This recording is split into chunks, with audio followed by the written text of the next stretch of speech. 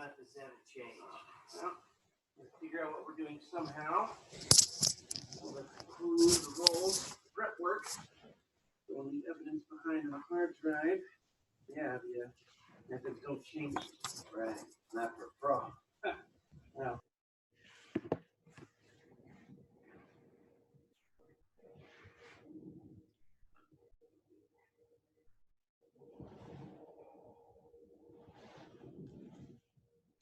Okay, let's start today's lecture.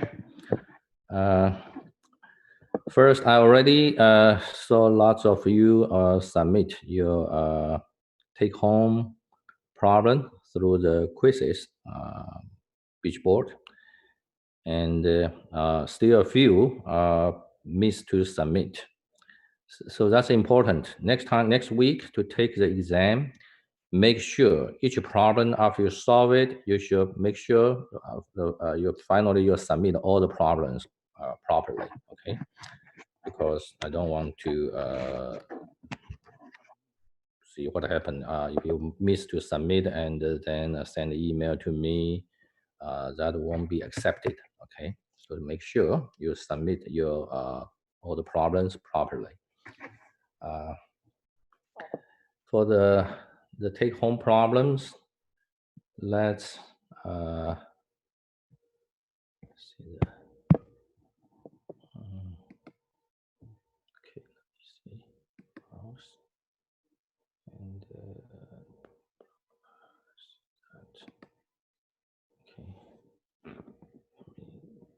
Hold on a second. Okay. See, I can.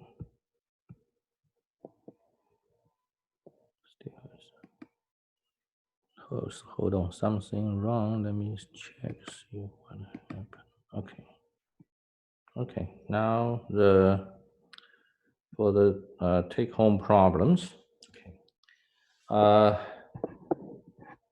Some of you made a mistake to calculate the equivalent work equivalent load for the element 1 and 2. For the element 1, some of you, the last component, you made some, it's not correct. I don't know why, what happened. Let's check that. See the last term for the first element, the F EQ, equivalent load for the first element. Okay, that is this part. The first element of this triangular distribution, okay, linearly distribution.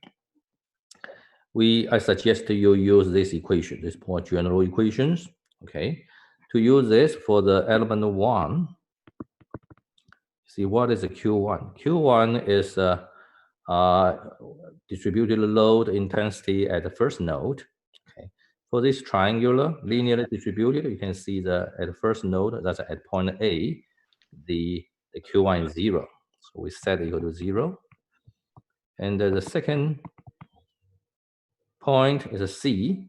The intensity is the same as Q0, right? So it's from 0 to Q0, but it's a downward. So the Q0 is a 60. That means it's a negative 60. It's a downward is negative. So you put this Q2 equal to negative 60. So if you substitute this Q1 and Q2 into the last term, that's a moment at the second node. The first term Q1 is 0, so we just neglect the first term. The second term, is minus Q2L squared over 20. The Q2 now is negative 60. Okay, so this is a negative, that's a positive. And L, the length of that element, that is from A to C, the L is 20 inch. So we substitute 20 square divided by 20. So you should get 1200, okay? If you made mistake, make sure you know how to do it right now, okay? Similarly for other terms, okay? It is very, this formula is quite common, quite general. So for any load, like I said, if we have an element, I want you to solve this problem, is a distribution like that. the length is L, that's the element is say 20 inch. And here is 60, here's 120. So we take this as a one element, just the whole element is, this is element one. The length is 20 inch. Instead of to divide into two elements, I like to use one element. So how to calculate the work equivalent load for this element? Okay, then you use Q1. You can see the Q1 is the first node. This is node 1. This is a node 2. So the first node, the Q1 is a negative 60. It's a downward. So Q1 is a negative 60. Q2 is a positive 120. So you just substitute this and set L equal to 20 inch into these equations. So you will be able to calculate these four components, two forces, two movements, okay, correctly. So let's also, I would like to give a maybe quick review. Okay, let me see, hold on.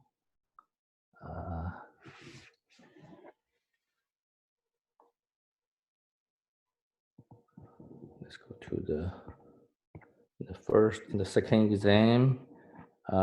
We have introduced a shape function. How to application of the shape function is important. Like this example, okay, this example, we solved the two element problems. Okay, each element different length, different moment of inertia, same Young's modulus, and after solution is just after we solve the unknown nodal displacements, degrees of freedom. Like here, we solve the. Let's see where is. Let's see, we have the.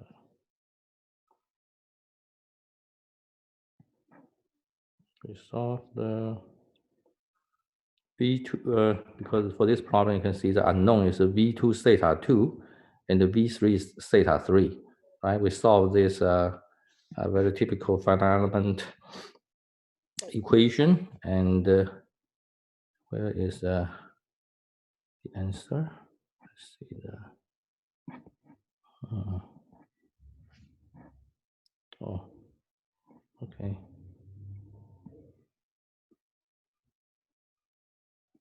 Where is the answer? Let me see.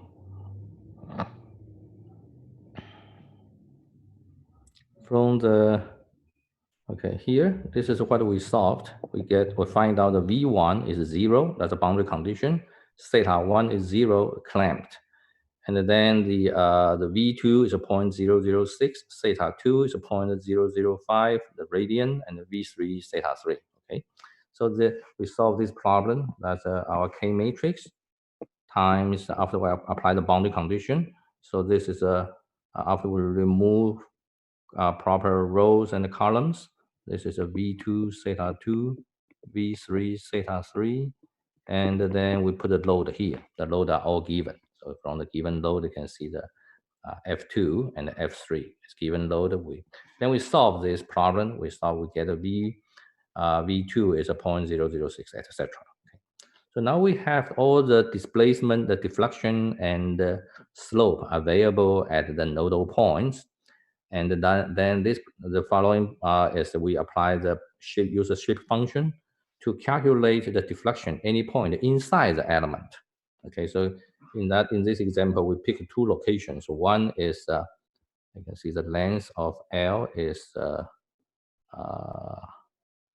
L1 is a 2 meter. Okay, and L2 is 1 meter. So we like to calculate the deflection for the whole structures in the global coordinate. The xg global coordinate equal to 1.6 meter. I like to calculate this, and also deflection at the global coordinate. Global coordinate means this is structural coordinate. This is xg. So xg is from what? Xg is from 0 to 3 meter, right? It's a sum. of the first element, the length of first element 2 meter plus the length of the second element 1 meter. So total is 3 meter. So xg could be any point in between 0 and 3. Okay. So the second, maybe we'll choose xg equal to, from the given example, that is 2.4, I believe. Let me see, 2.4 and 1.6. Okay, 2.4, 2.4. Okay. So here, just ask the v. I may also ask the theta at that point. Okay, rotation, or the bending moment, or the shear force at x equal to 1.6 and 2.4. Okay, so how to solve that problem? Then first you check this point is inside which element. Xg equal to 1.6. That's somewhere here. This is a 2 meter, right? So 1.6, maybe like this. So it's inside the first element. Sucky. Okay. Yeah, I'm leaving it. Yeah. Go open volume mixer. Hi, Griffin. Griffin, what's up? Your speaker. Trying to mute Zoom, play Valorant, talk to you guys on Discord. Someone's mic And I'm trying to listen to them for calls. mic is on. The shit show. Hello, hello. Don't talk. Okay. We are in the lecture. Okay. Okay. So the second point is Dingtum. Nice. On site. Griffin. Hello. Two on site. Last 2 site. Quiet. Griffin. Who is talking? Okay. The second point is x equal to 2.4. Nice. That should be somewhere here. Did you hear him or?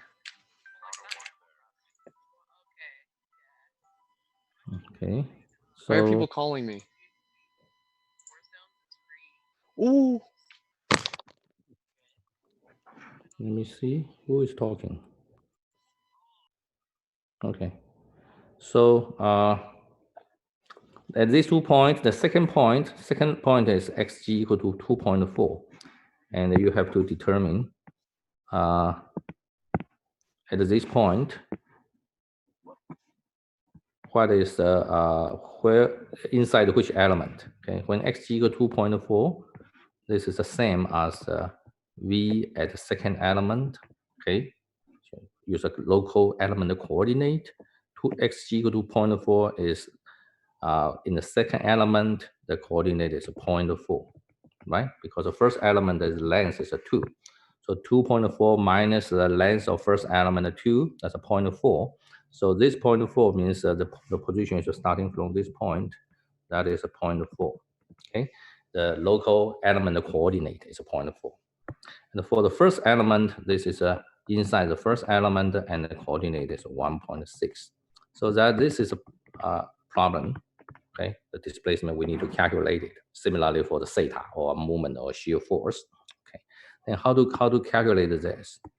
Okay, then we use a shape function approach. Okay, the shape function approach can interpolate from the nodal displacement and the slope. We interpolate into any point inside that element through the shape function. Okay. And I think I have the formula shown here. 2.8. Okay. Yeah. You don't have this slide. Okay, this slide is give more. It's a v theta bending moment and the shear force. Okay. In terms of the displacement, degrees of freedom, v1 theta 1, v2 theta 2. You have these first two equations, v and the theta. Let me see. That is from your yeah. You have these lecture notes, okay, and you can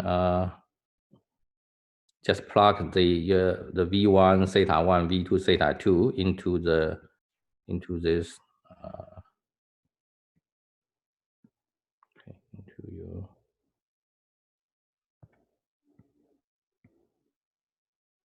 So like this is what? This is N1 at 1.6 times V1 plus second shape function, you substitute x equal to 1.6 and the times theta 1, and then plus n3, third shape function at that location, 1.6 times v2, and then n4, 1.6 times theta 2, and then the v1, theta 1 are 0, okay, boundary condition. So you just plug into the solved v2 and the theta 2 here, and then calculate this n3 and n4 with the x selected as 1.6, okay? So the shape function, that equation is, you have that in your lecture notes, okay? Your lecture notes is here. Okay, these two equations are used for the moment and the shear force. So you can see the moment can be calculated in terms of your degrees of freedom, v1 theta 1, v2 theta 2. Similarly for your shear force. And for the deflection and the slope, so for that is here is another location, give you these two equations, the moment and the shear force. Okay, and here this is give you the equations for the v and the theta, but you have to apply the n1, n2, n3, n4, and the first derivative of the shape functions, and that is shown here, the n1, n2, n3, n4. Okay, so like the previous problem, the v at the first element at the location 1.6, you substitute into these equations, okay? That is n1 x times v1, that is n1 at 1.6 times, v1 is 0, right? So we use, we may start neglect the first two terms, v1 theta 1 are 0. So this is a v2, the third degrees of freedom, and then the fourth degrees of freedom, theta 2. v2 theta 2 is from the solution you solved, okay, the problem you solved. And how to calculate n3 at 1.6? We check this n3, okay, in this equation, n3. And you just substitute. So the n3, 1.6 equals to 3 times 1.6 divided by L. L is what? The length of the element. The first element is 2 meters. So 1.6 divided by 2 square minus 2, 1.6 divided by 2 cube. So you calculate this and then plug it into here. Similarly for the n4, then you can calculate deflection at this location, okay? If it could be for the first element, what is a domain of your x? For the first element, is from 0 to 2 meters, okay? Similarly, for the second element, for example, we want to calculate at a point 4, right? The same approach, but you have to use the properties of the second element. The length of the second element is 1 meter. You have to use L, set L equal to 1, okay? And your degrees of freedoms are v2 theta 2, v3 theta 3. These are the 4 degrees of freedom you should use, okay? Here, the v1 theta 1 just a notation, okay? You should use a v here to apply this equation. It's a v2 theta 2, v3 theta 3, okay? And then the same way to solve, to calculate this v2 at any location. And what is the domain of the second element? Is again from 0 to the length of the second element, that is 1 meter, okay? Here is for the first element is 2 meters. Okay, so that's the same way to apply to the theta. Okay, theta, you take the first derivative. Okay, so this is an equation for the theta. So you apply this, the first derivative. The second derivative is for the bending moment. You will need to be used. Third derivative, a constant, must be used to calculate the shear force. But we have the more detailed form here. Okay, the bending moment and the shear force. Okay, is substituted into this 1/4 matrix. Okay, this D again the same as So V, let's use I, V I theta I, V J theta J, the first node and the second node of that element. It must be solved first. Then you plug it into this equation to calculate the bending moment and the shear force, any point, okay? So that is the, give you a quick review about the application of the shape functions. So once you have the solve your finite element problem, you have all the nodal degrees of freedom available. Now you can further calculate the deflection, the slope, the bending moment, the shear force, any point of your structures. Okay, just determine this point inside which element. Okay, if that is inside the element, third element, then you use for the third element, what are the degrees of freedom? There are 4 degrees of freedom, V and theta, right?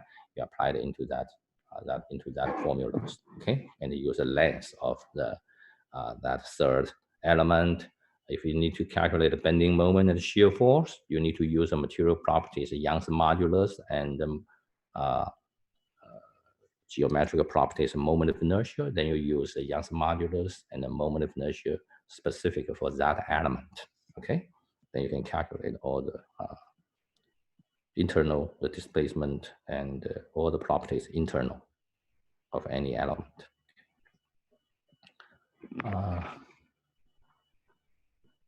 That is one, and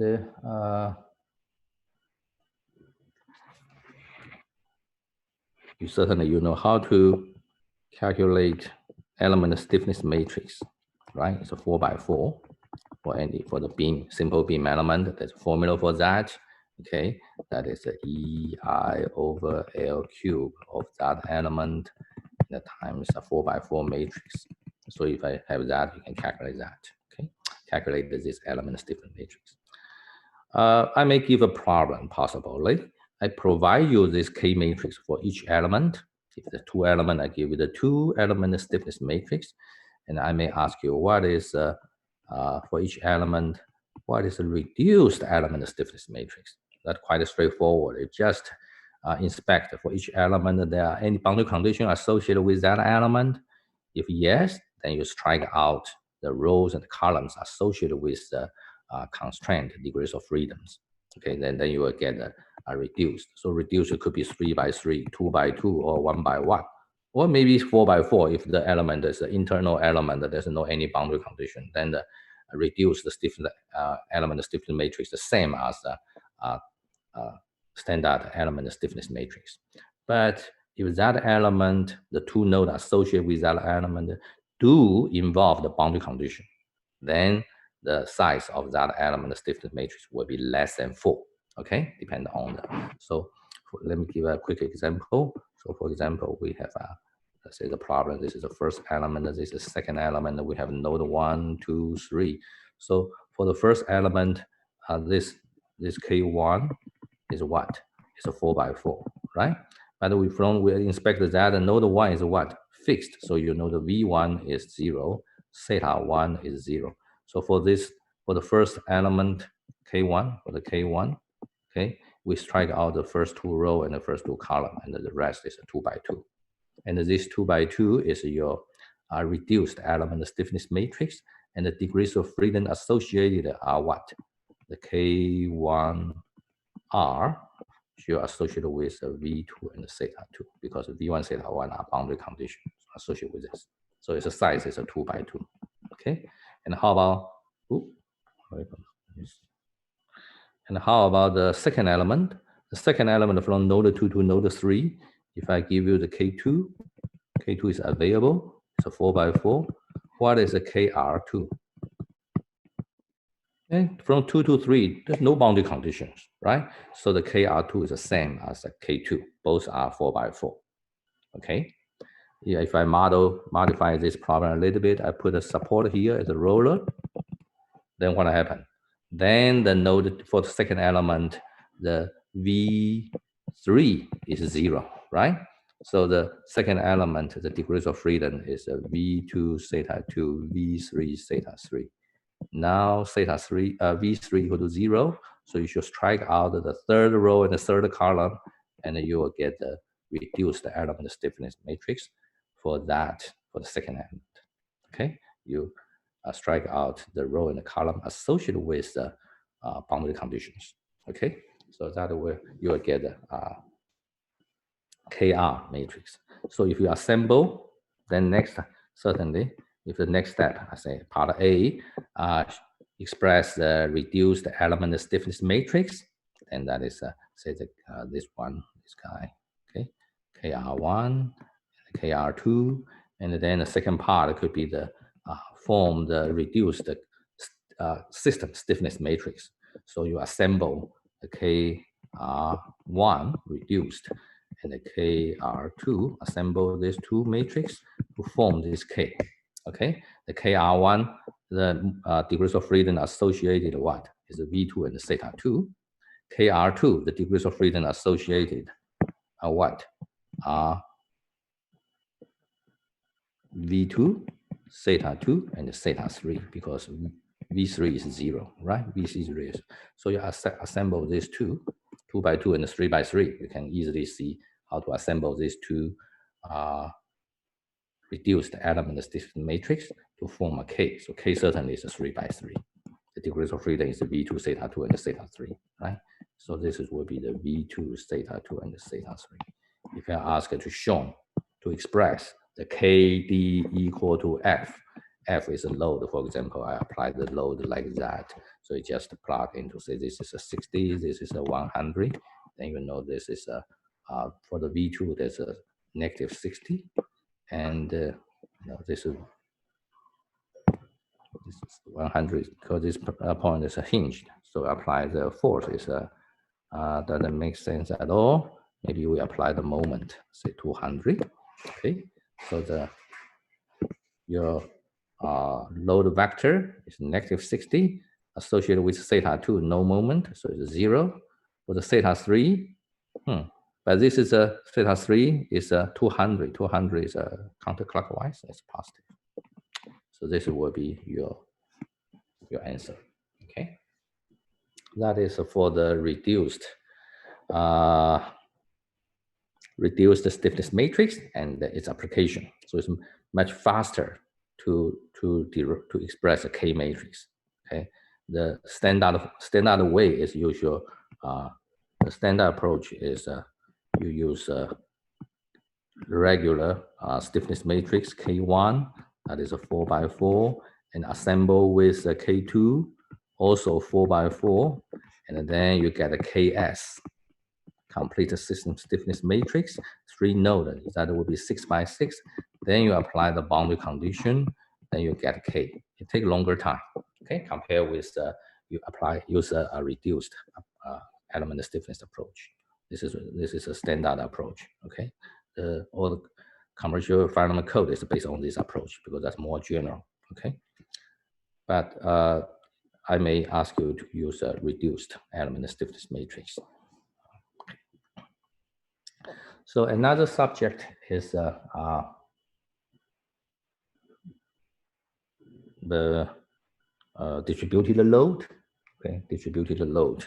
So we already have several examples to show that, and also the take-home exam also is a distributed load. So you should be able.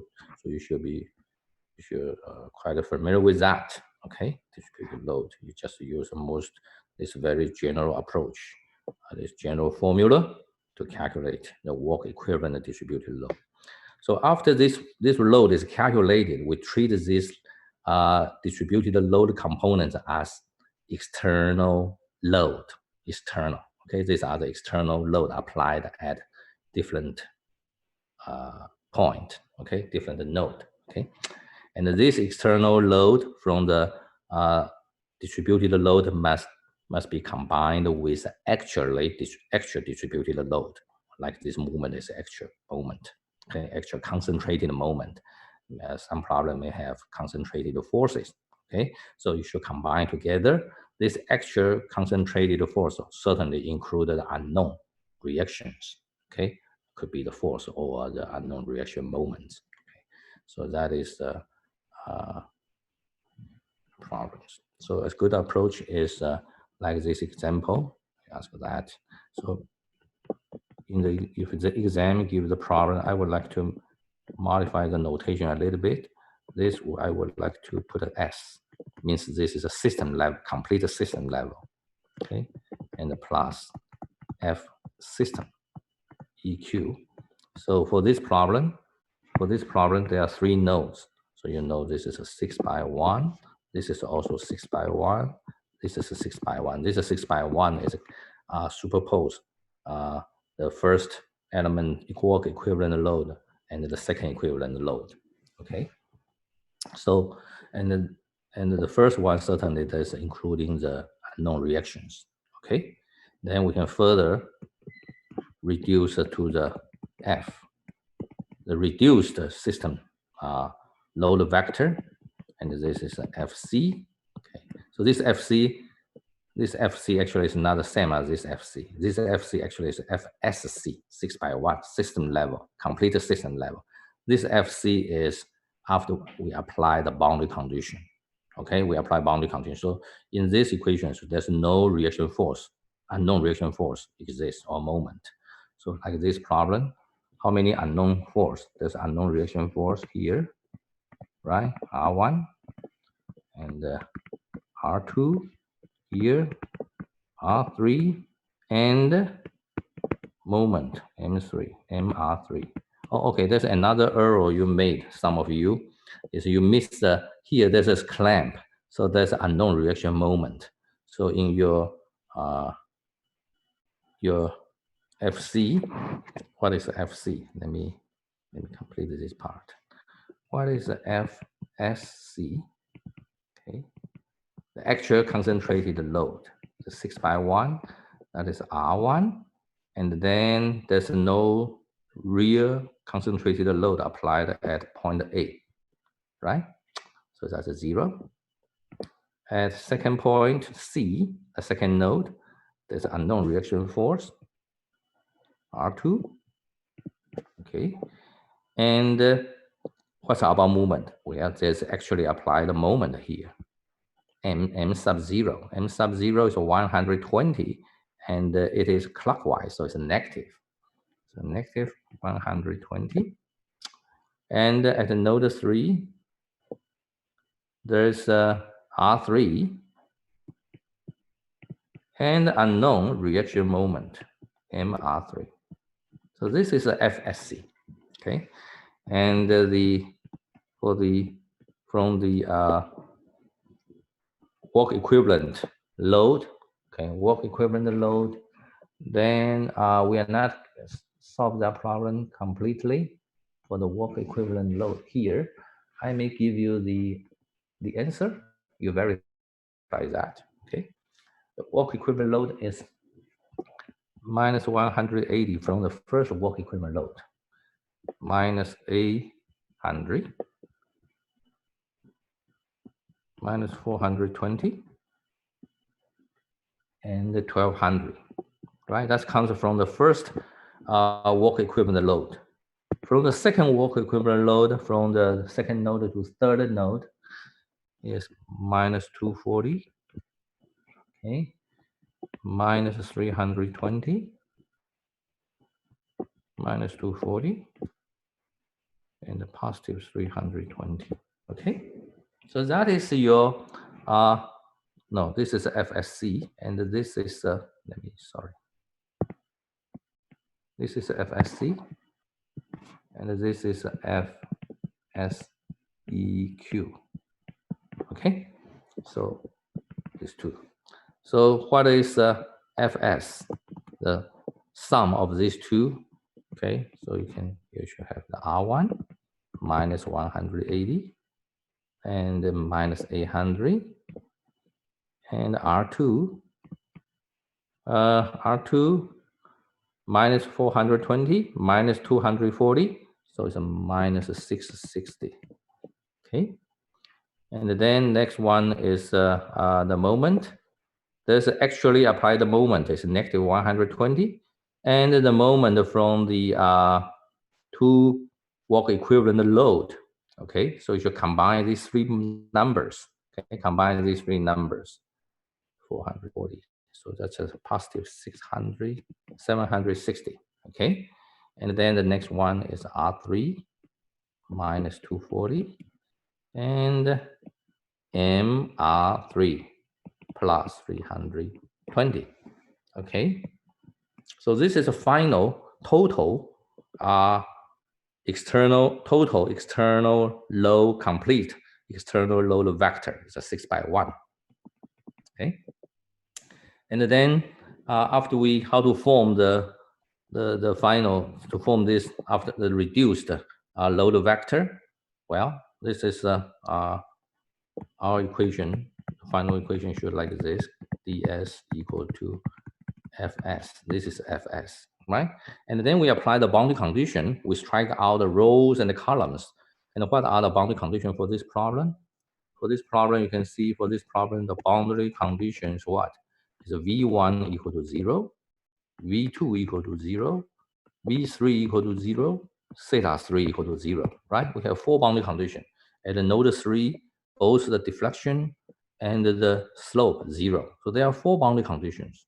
So we should strike out the 4 rows and the 4 columns associated with those degrees of freedom.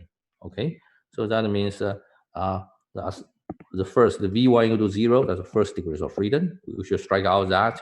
And then v2 equal to 0, that's the third degrees of freedom. And the v3 equal to 0, that's the 5th degrees of freedom. And the theta 3 equal to 0, that's the 6th degrees of freedom, right? Because, and you can see the strike out the rows all included unknown reactions, R1, R2, R3, MR3. So the final, the rest is what? Is the negative 800 and the 760. These two, the degrees of freedom associated is what? Theta 1 and the theta 2, right? We have 6 degrees of freedom and 4 boundary conditions. So after we apply the boundary condition, only 2 unknown boundary condition, 2 unknown degrees of freedom left. Okay, so here is a theta 1, theta 2. Here is your K matrix. We are not doing this. Okay, but you can express this K matrix. You can do the work. Give you 30 minutes or 20 minutes. You can complete this, or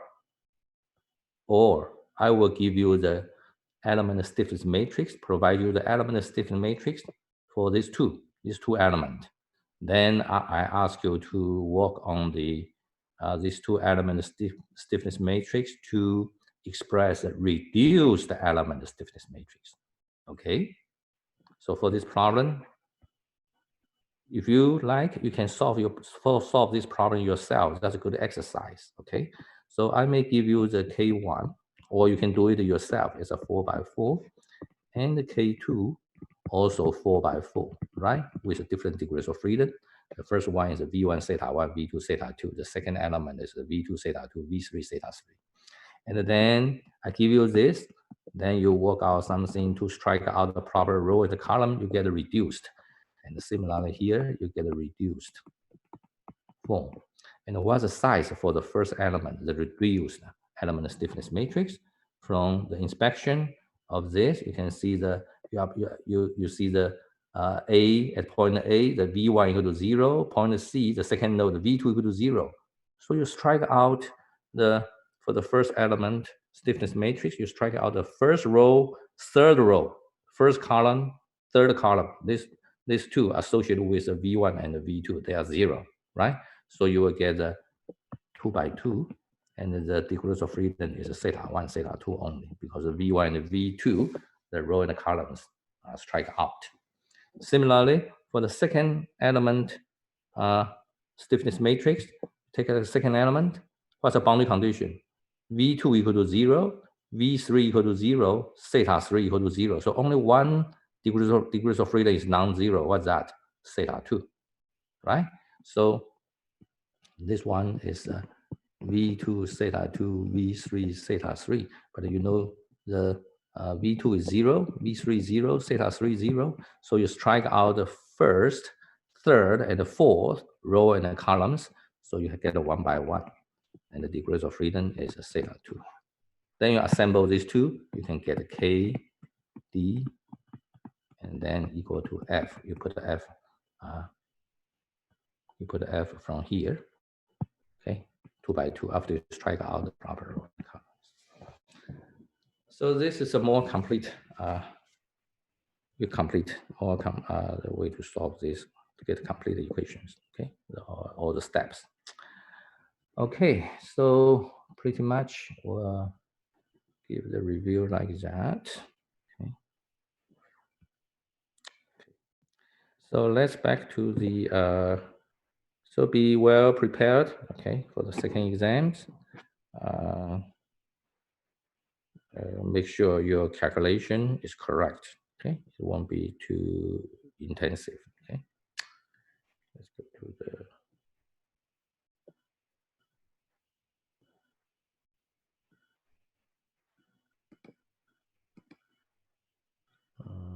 plane stress.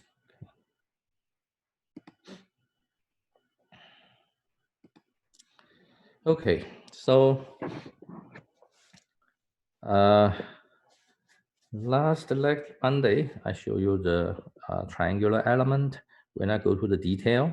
But this is like is a thin panel, okay, in this shape, and we can use a triangular element to get a mesh like that. The triangular element is much easier to match any shape. Okay, certainly this is a 3-node triangular element, so that actually you cannot fit the boundary perfect. Okay, for example, your boundary is a curved, boundary. Oh, it's a curved boundary.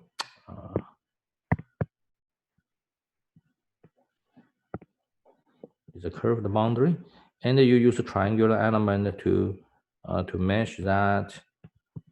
Okay, for example, so there's several triangular, and for this triangular element, each side is straight. So instead of the curve, actually it's a straight. That's approximation. Okay, you use a straight to fit that. Okay, let's put a more significant shape. So if this is your triangular element, so this space you leave this.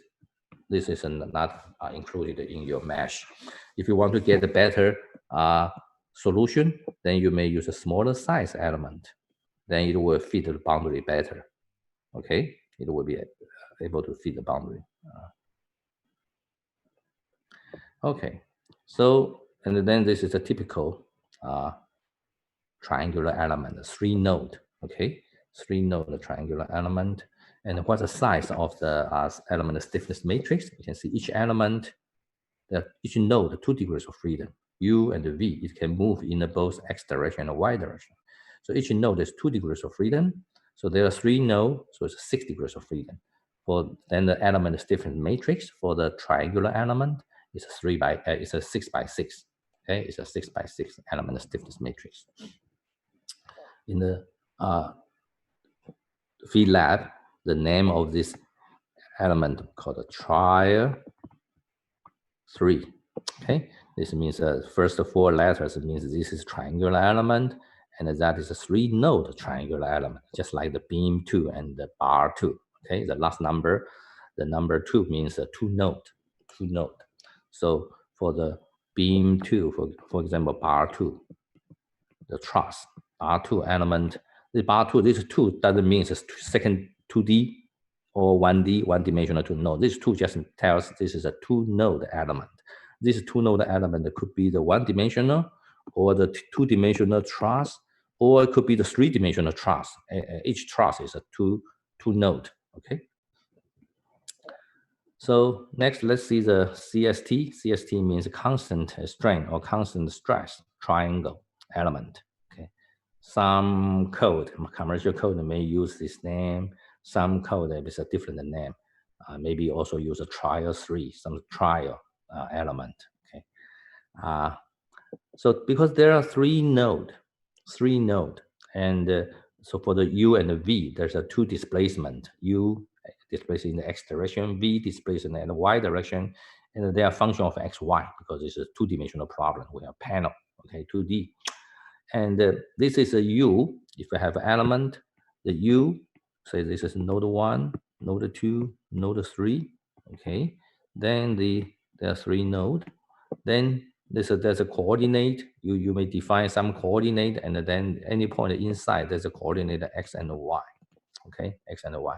So what is the displacement at this point? What is the u? What is the v? Okay, any point inside this element, it can be determined from the u1, v1, u2, v2, u3, v3 from the displacement at these three nodes. And we use some kind of interpolation function. We are able to calculate the u and the v at any point inside this element, just like the beam, right?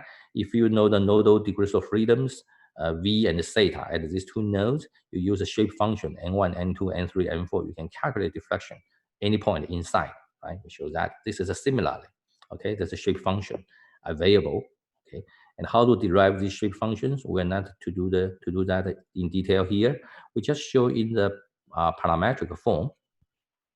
The u can be expressed as alpha 1 plus alpha 2x plus alpha 3y, and v is a beta 1 plus beta 2x plus beta 3y, and this can be expressed in the other form, that is n1 xy times the deflection u at the first node, plus n2 also function of xy times u2 plus n3 times u3. Similarly for the v, just replace u by v. These two in this parametric form, alpha 1 plus alpha 2x plus alpha 3y, same as in this nodal displacement form. These two are equivalent, just a different type of expressions. We can derive that from one form, we can derive to the other form, okay? So from this, why there's only three terms? Because only 3 degrees of freedom. In the right-hand side is a u1, u2, u3. In the left-hand side is alpha 1, alpha 2, alpha 3.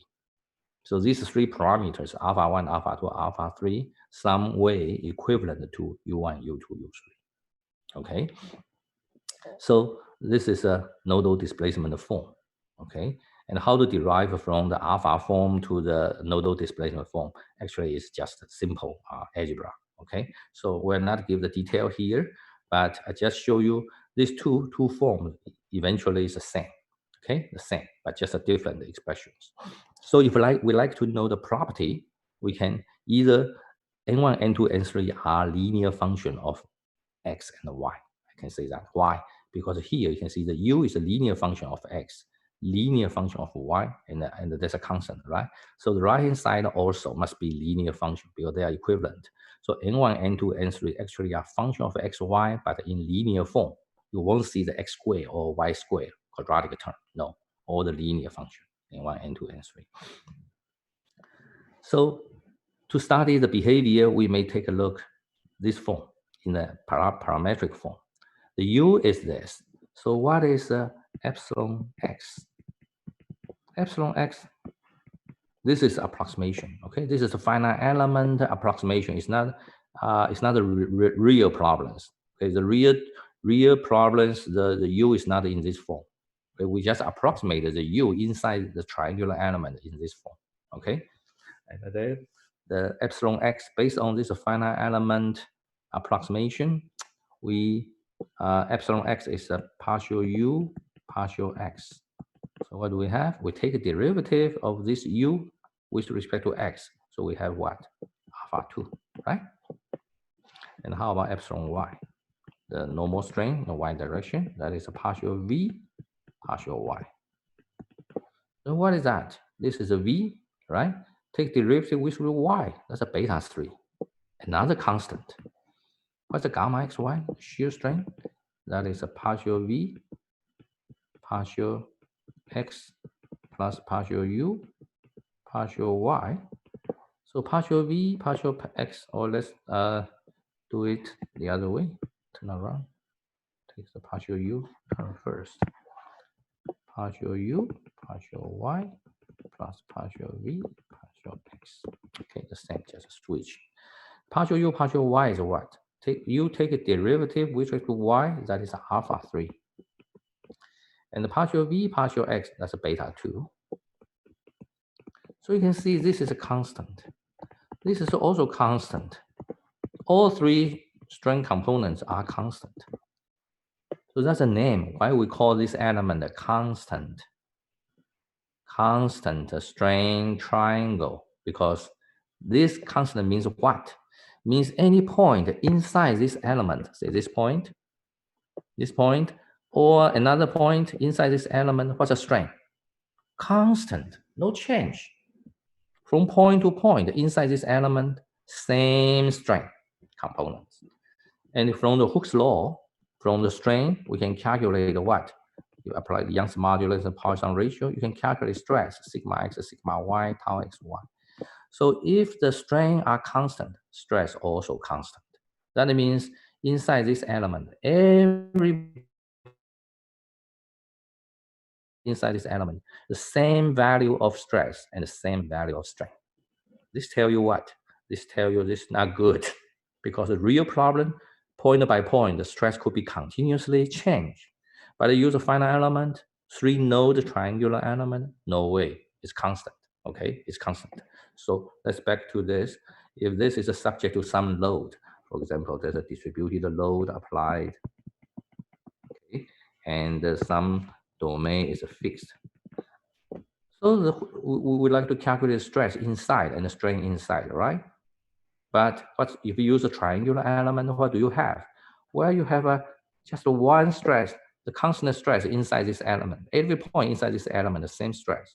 But they go to the next element, now you get a different stress.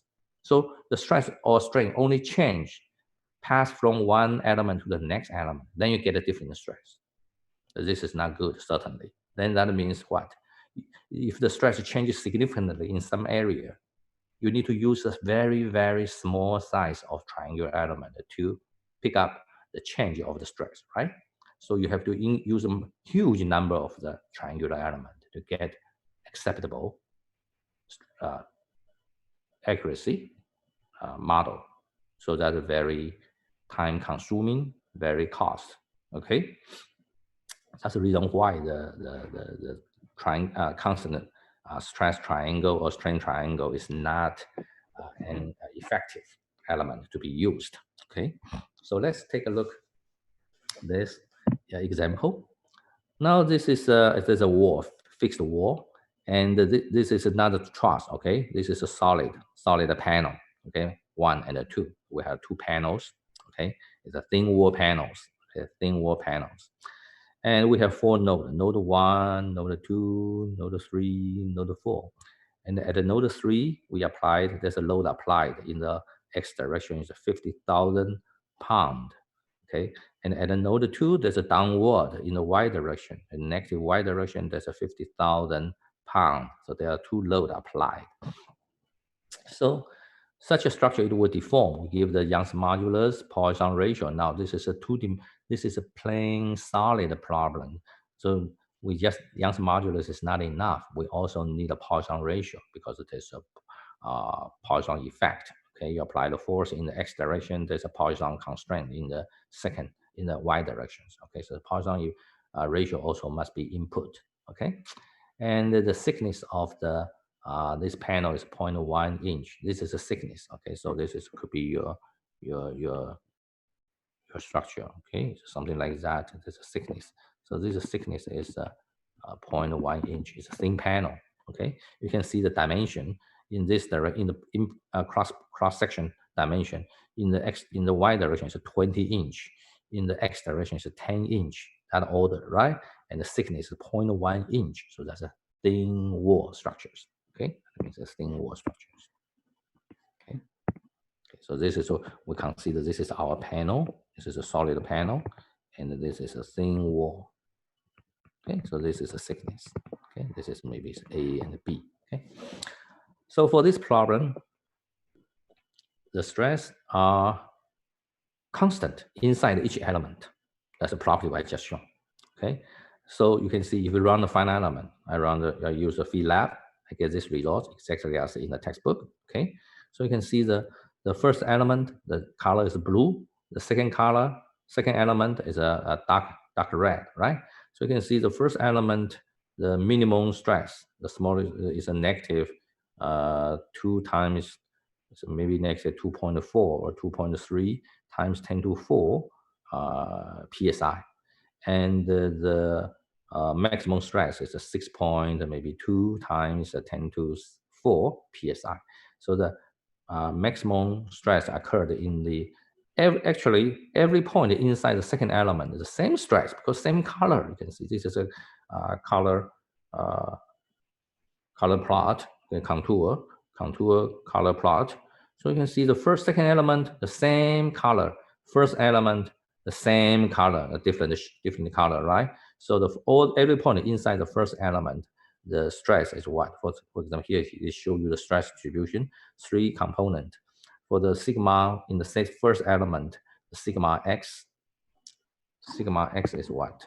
This is a sigma x, the sigma y, and the tau xy. Similarly here, this is a sigma x. Let's just consider sigma x. Every point inside the first element, the sigma x is what? Sigma x inside the first element is negative 24,709 psi. Every point inside the second element, the sigma x is a positive tensile, 62,354 psi. Well, you can see if we pick the point here, very close to the boundary, and another point here, very close to the boundary, but in the second element, then you can see what happened. Suddenly, pass through this boundary interface, the stress change from the negative 24,000 to positive 62,000. That doesn't make sense, right? That tells you along this line, suddenly you pass this line, the interface between the first element and the second element, your stress change so significantly. So from this color, actually, that's very important. When you like to be an aerospace structural engineer or stress engineer, you know this solution is not acceptable. Why? The color changes so significantly. That is one way to that means you what? You need to increase the number of elements because you would like to get the color is more smoothly changed, not like this, so drastically change from the dark blue to dark red. This tell you what? Your solution is totally inaccurate. Okay, so but it just show you the performance of the triangular element. Okay, triangular element behave just like that. Okay, so there's two different, it's the same. I just copy that. Oh, okay, this is for the von Mises stress. Usually, we like to check the failure to perform the failure analysis. We use a von Mises stress. It's a von Mises failure criteria. Okay, so it's a very meaningful component. Okay, the von Mises stress. When you conduct your project, you need to calculate. You need to request the field lab to calculate the von Mises stress for you. Okay, and from the von Mises stress, you can the field lab itself can also provide you the safety factor also based from the von Mises stress. Okay, so it's quite straightforward. Okay, so here actually the von Mises stress, you can see von Mises stress is always positive. Okay, so even the actual stress is compression, for example. Von Mises stress is some kind of combination of the use of sigma x, sigma y, tau xy put together. These 3 stress components used in the formula to calculate the von Mises stress. So you can see the von Mises stress is 88,321, and for the first element, for the second element is different amount. Again, every point the same von Mises stress in that element. So again, the color is from 7.8, roughly this value, to the 8.8. Okay, so this is color bar. You see so many different colors, but in your structure is only 2 colors. Okay, 2 extreme colors. Okay, because this is the behave of the triangular element, a 3-node triangular element. So this is another plot. You can see what happened. The displacement. Okay, this is to show you the displacement. The displacement, the plot for the displacement, And you can see from this displacement, we calculate the deflection. The solution is not shown here. The deflection of this node 1 is 0. U1, V1, U1, V1, V1, 0. U4, V4, 0. So we can calculate the U2, V2, and the U3, V3. Okay. And then okay, let me tell you one more thing. Why this is the same color? Okay, that is first, certainly the stress is constant. And the way to do it is what? We take the displacement U1 at the node 1, sigma x. Okay, this is sigma x. Sigma x at the node 1, but from the first element. And the sigma x at the node 2 from the first element. Sigma x at the node 3 from first element. These 3 points from the first element through the final element calculations, you get the same stress, negative 24,000. So you see the color is the same. But at the same point, say this point is node 1, right? Why node 1? There's 2 colors. One color is a dark blue, the other color is a dark red, because if you consider this is this point is this node is belong to the second element. The second element is from first element. Okay, I will mention that later. Is the node 1 also belong to the second element, right? And from second element we calculate stress that is a 62 positive thousand. Similarly, the node 2 and the node 3, node 3 and the node 4. Okay, so for the second element, the color is a constant. All 3 nodes, the same stress. So the color is constant. You see just one color. Okay, you see just one color. For the first element, okay, first element, element 1, we define the node sequence is from the node 1 to node 2 to node 3. Okay, that is a 1, 2, 3. And for the second element, we calculate we define the node as a 1, 3, 4. Okay, 1, 3, 4 in that sequence. Okay, you can define differently. Okay, if you like. For example, the first element you like to define as a 2, 3, 1. That's fine. Okay, you may define the 2, 3, 1. That's fine, totally. Okay, okay, not a big deal. But important is what? Once you decide the first element you define as 1, 2, 3, for example, or 2, 3, 1, what is the direction of these 3 nodes? 1, 2, 3. That means your direction is counterclockwise. You define your first element, the node sequence is counterclockwise. That's important. Okay, that is important. And if the one node is counterclockwise, the other node in the same plane must be the same orientation, same sense. The second element you define as 1, 3, 4, also counterclockwise. That is means consistent. Some engineer may not be good at the final element. He may define this as the second element as 1, 4, 3.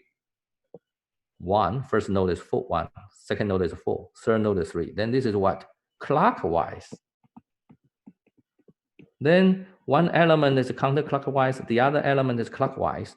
You still get the correct final element solutions, but your color plot shown wrong informations usually. Okay, you misunderstand, explanation your results from the color plot. It must be the same orientation. So for the same panel, for example, you have a panel, you define the many element, triangular element, okay, triangular element, maybe define this way, okay, like that. So you have many triangular element.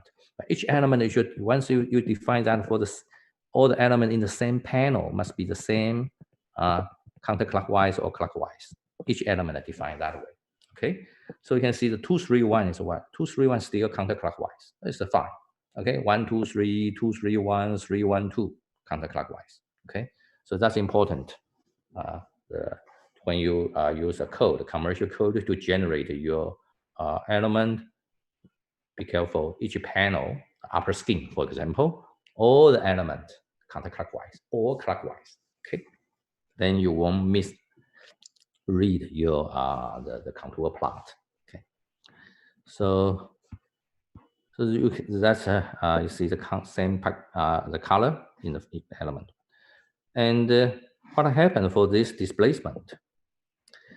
The stress is element properties here. Let me emphasize one more time. The stress is element properties. What it means by that? What it means element properties? Because the depend on which element this node considered.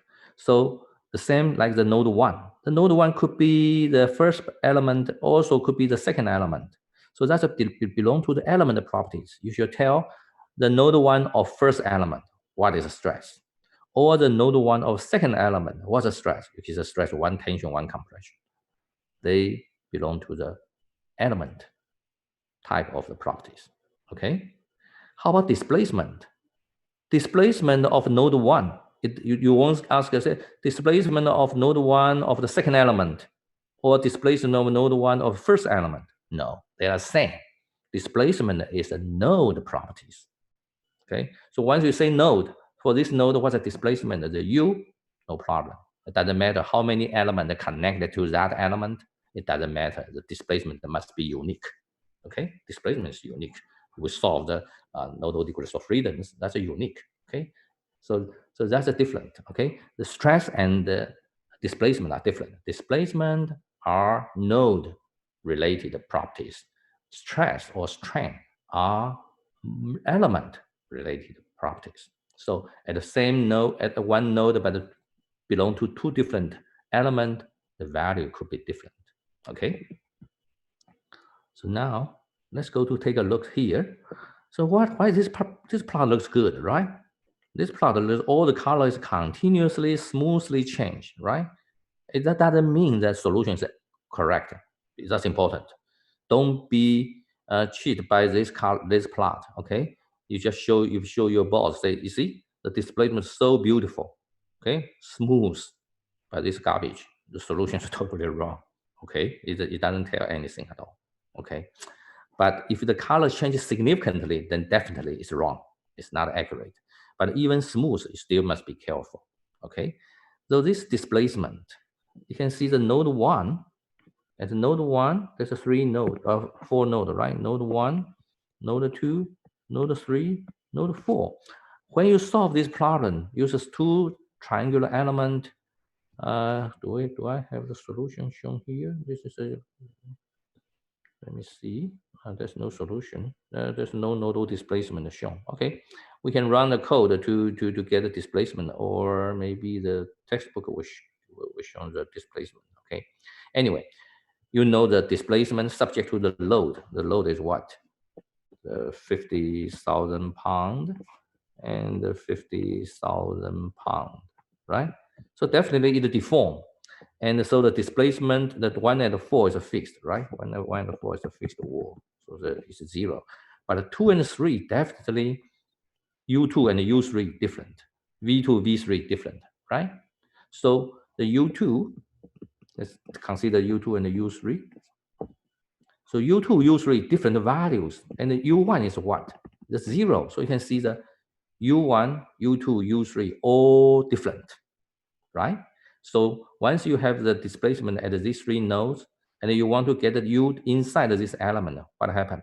Interpolated into that. So you see the contour, the MATLAB was shown the, some interpolation scheme to give you the very smooth shape. That means this point is a little bit darker red. The value is closer to 3.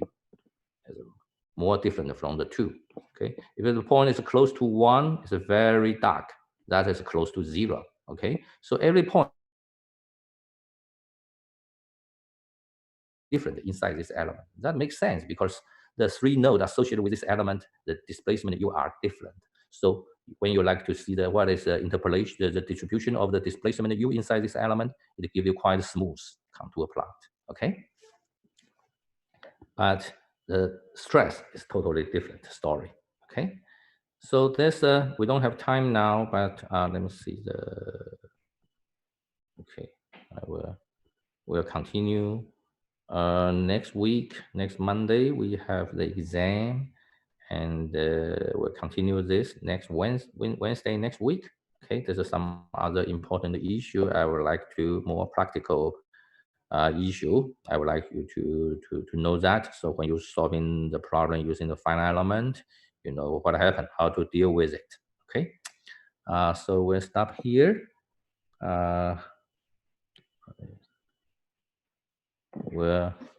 For this code, we'll explain this code next week. Okay, for the field lab. So so be well prepared your first second exam next week. Okay, I close. I will end this meeting now.